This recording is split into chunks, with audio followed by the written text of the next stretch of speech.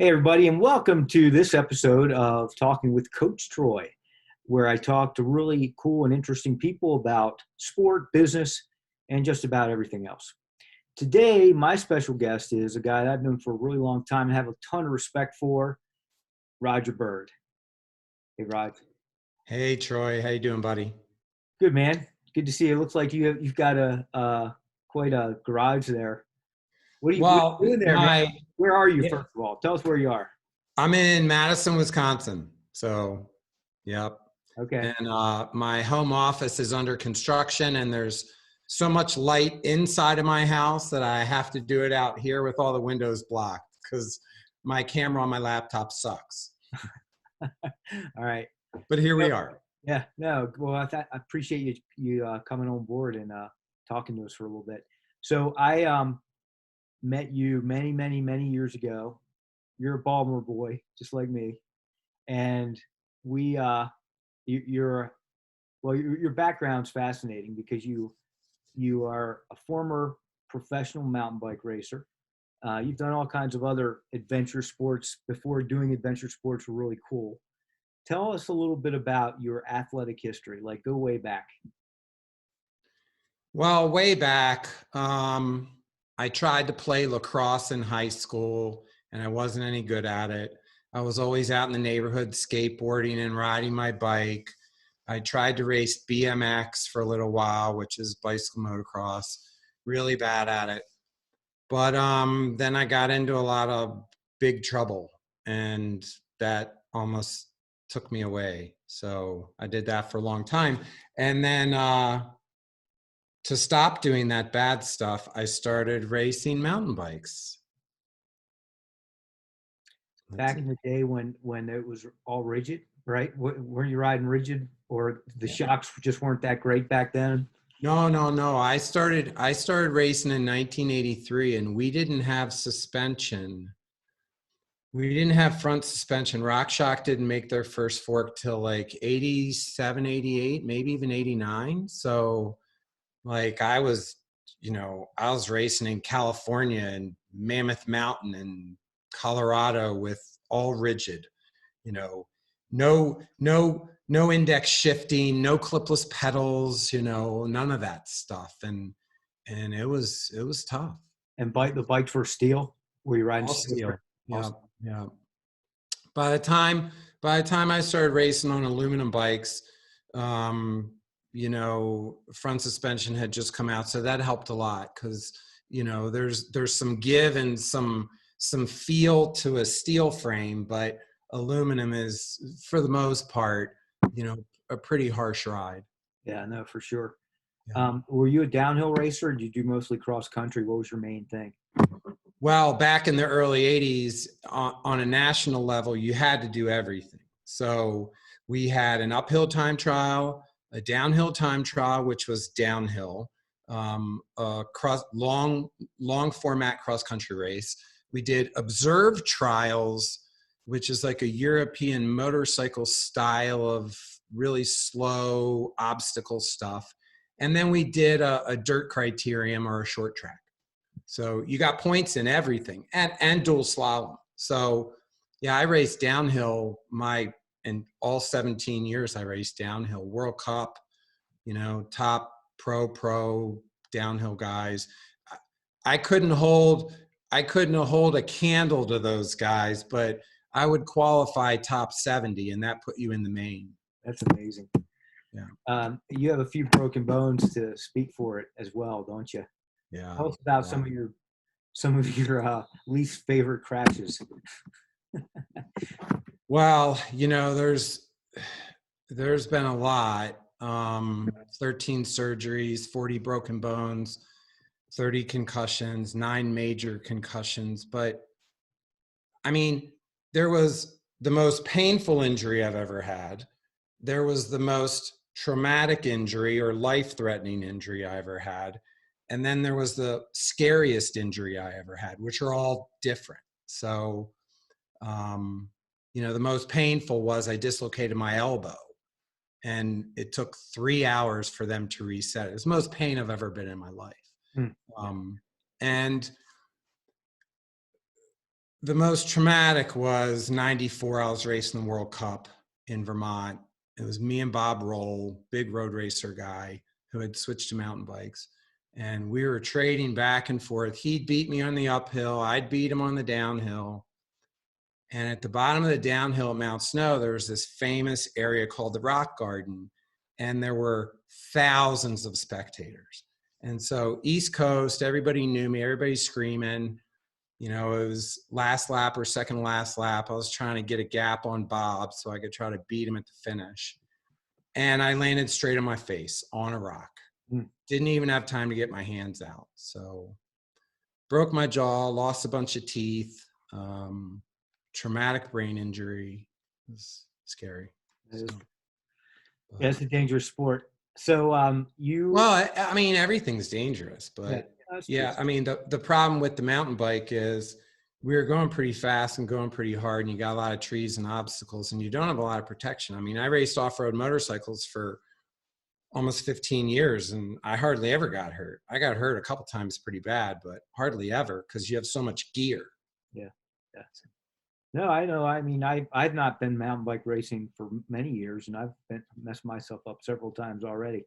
So you parlayed your passion for riding into getting into the business of cycling. You were you started working at shops. Tell us a little bit about your trajectory, local Hmm. shops in Baltimore. Well, it was, you know, it was a similar trajectory with the racing and turning pro. I was just a punk. I was in a lot of trouble and dropped out of high school. And I loved bikes. And on my 17th birthday, I had just dropped out of high school. I don't know, maybe 6 months earlier or something like that. And on my 17th birthday, I started working at my favorite little bike shop and ski shop in Baltimore.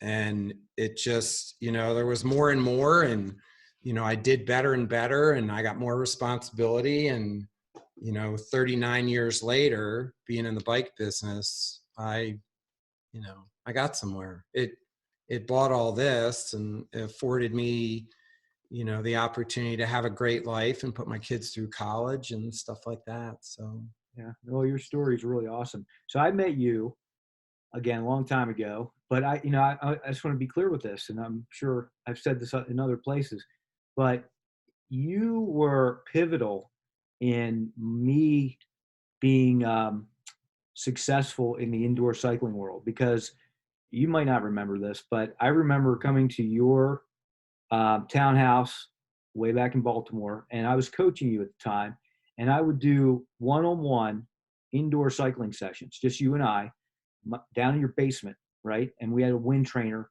and it was just hardcore, like Clubber Lang, Mr. T type training, right? Nothing fancy about it, no technology.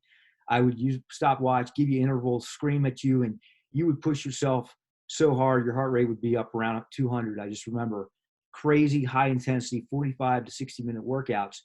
And you were a manager at Performance in Perry Hall or Parkville, I think it was.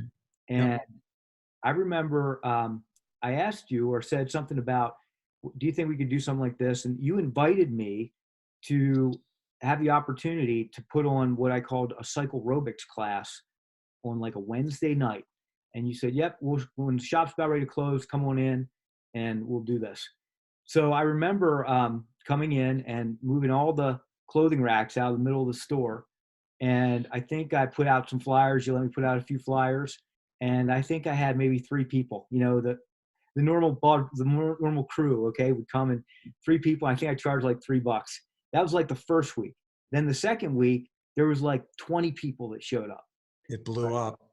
It blew up. And then from there on, you know, people started to hear about it, and it just started to grow from there. And man, you know, you're the one that gave me that opportunity to start off, and that's what got me noticed by a guy who was working in an ad agency for Cyclops at that time. We were based up in New York, and he saw the class. And he said, "This is a really cool idea," and that's what got me involved in that first cycle aerobics phase. So I don't know if you know that history, but you are the one that I always credit with giving me that shot.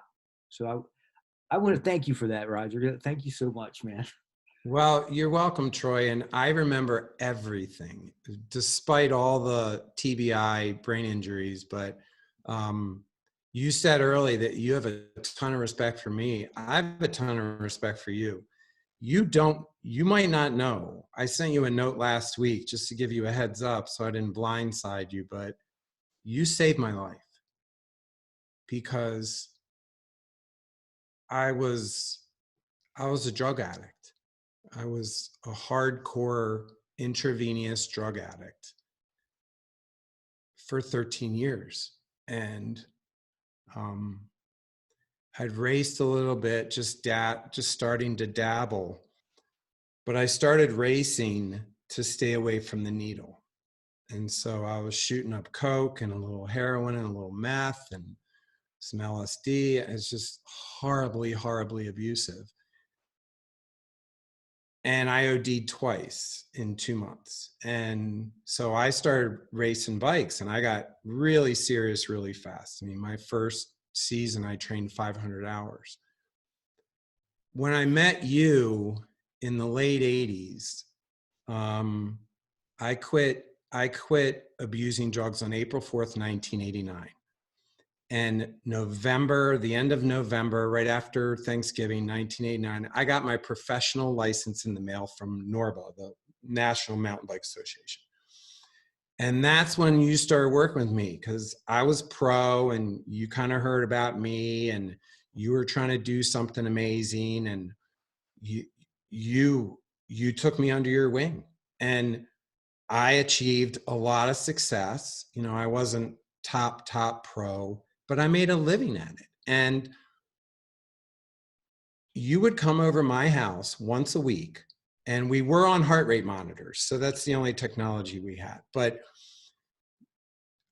you would take my heart rate monitor off of my handlebars and you would hold it. I couldn't even see it. And you're screaming at me, just like, you're just this mild-mannered, nice, preppy-looking guy, slick-back hair, you know, khaki shorts, and you're screaming, like spitting on me because you're screaming so hard. And I would work so hard. There was one time where I fell off the trainer. It was a full trainer, front fork support, you know, locked in at the bottom bracket. Yeah. And the whole thing was tumbling over and you caught me. Yeah. And I couldn't breathe. Yeah, I was 205 heart rate, you know. I just remember how hard you worked, yeah. And then we hooked up with Dr. Petrie and we did VO2 max test and you gave me an education and opportunity and you taught me how to work hard and how to rest. And I mean, I don't know if I would have survived, you know, if it weren't for bike racing. And I don't think I would have stuck with bike racing if it weren't for you. Well, man, I guess I was not aware of that. And I'm so honored to have had that kind of influence. So thanks for telling me that. But it's so interesting again, because, you know, and I can go back to you with that. Like I was saying earlier, I wouldn't have had the opportunity to create whatever the Spinnerals thing became unless you were there at that same time. So the way we both sort of, I guess, came in each other's lives at that time was serendipitous for both of us. Isn't that interesting? Yeah, it's crazy. Well, yeah, so I mean, I turned pro for the 90 season, and I think like 91, you and Nancy Gugarty were about to turn pro, or Greg was already pro, or Watson, he was already pro or something. And I mean, it was just a fabulous time to be around each other because, you know, in a lot of ways, you know, you were set on Hawaii and turning pro and, you know, I was doing something totally foreign to you, but it all worked. Yeah. Well, think about that time frame too, and the athletes in the early 90s in Baltimore. I mean, early to mid 90s. I mean, we can go down the list of people that became top national caliber pros, certainly tons of regional caliber pros. I mean, that Baltimore, North Baltimore County, Baltimore City area. Crazy. It was crazy. You're right. It's just Joanna Zeiger, Brian Walton, you know, I know. Amanda Gillum Lovato, you know, just keep going. Yeah, in Right? triathlon, in running, in mountain biking. I mean, David Duval and David Duval, he could have been, he could have been a top pro. That guy is just a aerobic beast. yeah. But that's what's so interesting is why that area. Here you, I could see, hear about Colorado, yeah, Boulder, everyone's great, or different parts of the country where there's these epicenters. But Baltimore, Maryland, we had so many great athletes back in the '90s. It's just incredible. Yeah, but you know what's funny? I mean, you read that book, The Talent Code by Daniel Coyle, and he talks about the 10,000 hour, you're a master kind of thing. And he talks about, I read that book years ago. A friend of mine, Josh from Vermont, told me to read it. And it basically says the fact that anybody anywhere can do something amazing and create a spark, and it takes off. Yeah. Right? What is it? The South Korean women, soccer in Brazil. Right. It's a lot of the same kind of thing. Like your passion and my passion and Joanna's passion and Lee DePietro's passion, and keep going. Brian Walton was silver Olympic medalist in the pursuit, and he lived in Reisterstown, right? Right. You go on rides with him all the time. Well, let's not forget about a guy named Michael Phelps, who's from that area. I mean, he's a younger man at that time, but that's the hood. He's from the same area. I mean, it's such an amazing thing. I mean, Meadowbrook was right next to Northwest Ice Rink. I worked there for 10 years as an ice rink guard, and you worked right around there, and oh man, it's amazing. That's a little epicenter. It was awesome. All right. So you eventually started, so you were on the Track Factory team, if I recall. One other thing I want to ask you about, because I got into 24-hour mountain bike racing a few years ago with the event here in Tucson called the 24 Hours of the Old Pueblo. And I remember back in like 1992 or 1993 going to watch you at 24 Hours of Canaan. Remember that race in West Virginia? Isn't that what that? I remember. So do you want to hear the quick little story about that? Well, that was the first 24-hour mountain bike race, wasn't it? Well, 92 was. Okay. The race promoter of the whole West Virginia series, this guy, Laird Knight. Laird is in the Mountain Biking Hall of Fame. In 1990, Laird had a huge stage race, mountain bike stage race in the Canaan Valley, West Virginia, one of the most beautiful places in the world. All these pros showed up from California because it was big money in West Virginia. So all these guys showed up. And he gave away tens of thousands of dollars cash. And it was fabulous. I walked with a couple grand. And at the finish ceremony, he said, this is 1990, he says, I have an idea. We're going to do a 24 hours of Le Mans style bike race, mountain bike race, right here in the Canaan Valley. And we're going to have teams, and it's going to revolutionize mountain biking. And I'm going to do it. And we're like, you are nuts. And 2 years later, he started 92, was his first race. I couldn't race in 92 because my Cannondale team didn't want to do it. But I raced 93, 94, 95, and we won the pro class. And then I raced 3 more years myself. And then I had to get out of the way because there were guys faster than me. Yeah. We had the Colombian national champion mountain bike guy, John Arias, who had moved to Pennsylvania.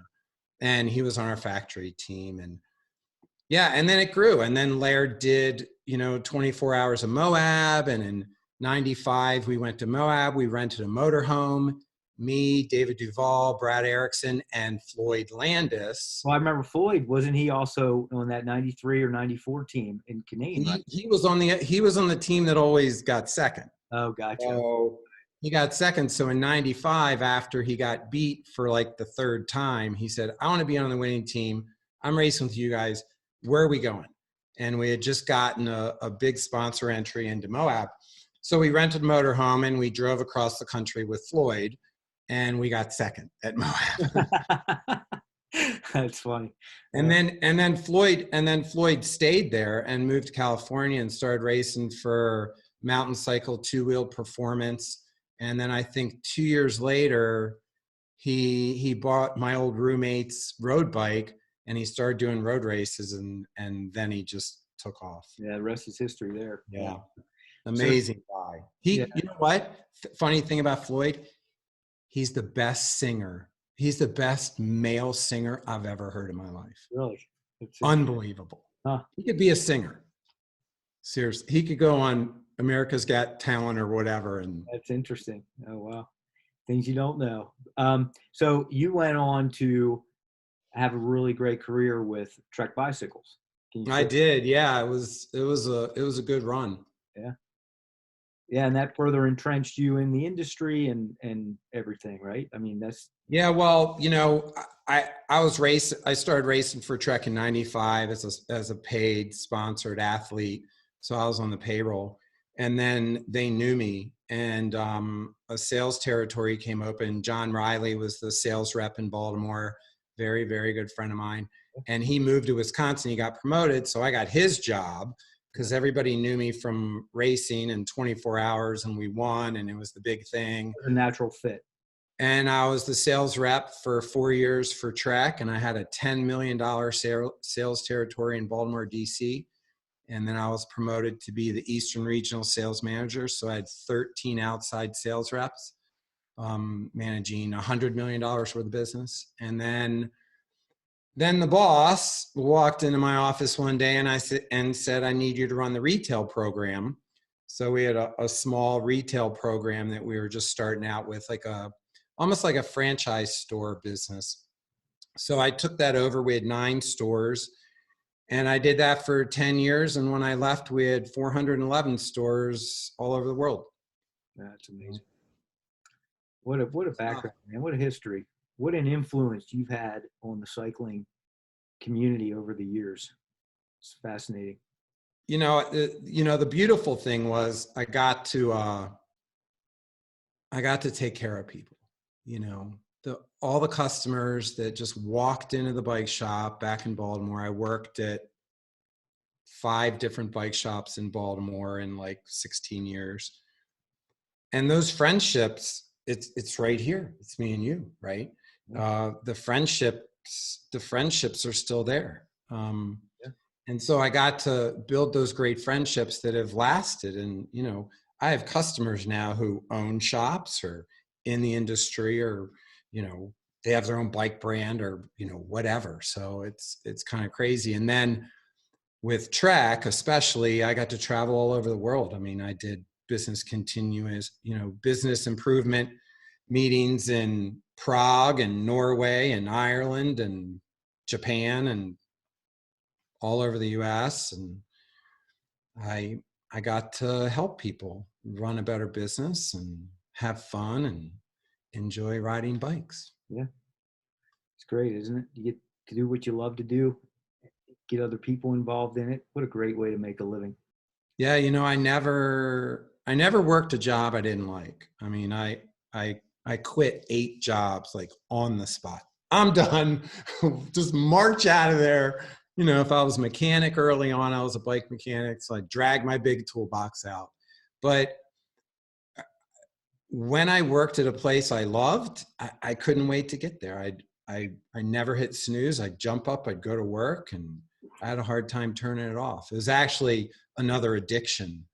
I traded in the drug addiction, which I've been clean from for 31 years, for an addiction to training on the bike, to an addiction to work, to an addiction to my marriage and my kids, and then a revised athletic career as a Nordic ski racer, which I'm not that good, but I love it and I'm committed to it. And now my latest addiction is caring and helping people that can't help themselves, mostly young people with substance abuse problems. Yeah. So what are you doing now? What are your goals and objectives as we, are in this COVID-19 era Well, of life and moving, hopefully out of it or towards something better soon? yeah. Well, for the last 5 years, I had my own small business consulting business, and I just work part-time because my kids are teenagers and I wanted to be around. And that's one of the big reasons why I quit Trek. I had a marriage, my second marriage was falling apart at the same time. So I've run this business consulting service, national level, some franchise business consultant, local businesses around here in the Madison, Milwaukee market. I do some retail store design and merchandising activities. I started a garage makeover business, residential garage makeover business last year. So I'm hardly working at all at the moment. But my goal, well, I guess I'm going to make it public now, but I'm writing a memoir to my children. Oh, So my goal is for 2020, I'm happy to be home because it's fewer distractions, but I'm writing a memoir, a life story with all my stories and all my lessons and all my business tools for living a life, not a business application per se, but there's crossover, but it's aimed at my kids, and I'll have it professionally printed and bound and wrapped under the Christmas tree. I'm going to get 3 copies, one for each of my 2 kids and a spare for me. wow. And that's my 2020. Wow. It's awesome. Yeah. What about you? What are you doing? This interview is not about me, Roger. This interview is about you, my friend. All right. Well, another time then. And for another time. Yeah, absolutely. Well, listen, I really appreciate you. Are we done already? What time Yeah, is it? we gotta wrap it up. We gotta keep everyone's attention span. But I tell you what, I'm so happy we got a chance to connect, and I'm so happy you got a chance to tell your story. And I mean, it's just great to hear from you. Yeah, there's more of the story, but that's plenty for now. But I did want to say, just reiterate the fact that ton of respect for you, and you added a level of education and professionalism to my life that I would never have. I completed the 10th grade. That was it. So I'm not stupid. I'm just not an academic. And so for me to understand sports physiology and, all this heart rate and lactate threshold and now, heart rate variability and all that kind of stuff. I mean, that never would have happened without Coach Troy. Never. I appreciate that, man. I'm glad I had some influence. And again, I would not have made a video. There would not be a Spinnerville video if it wasn't for you. So just kind of keep that in mind as well. Hey, you know what? It's all good. We just help each other. Yep, absolutely. Absolutely. All right, Roger. All right, brother. It's great seeing you, everyone. Thanks for signing in. Check out some more of these interviews with just awesome people like Roger. And till next time, Roger, see you later. Train safe and train smart. Always.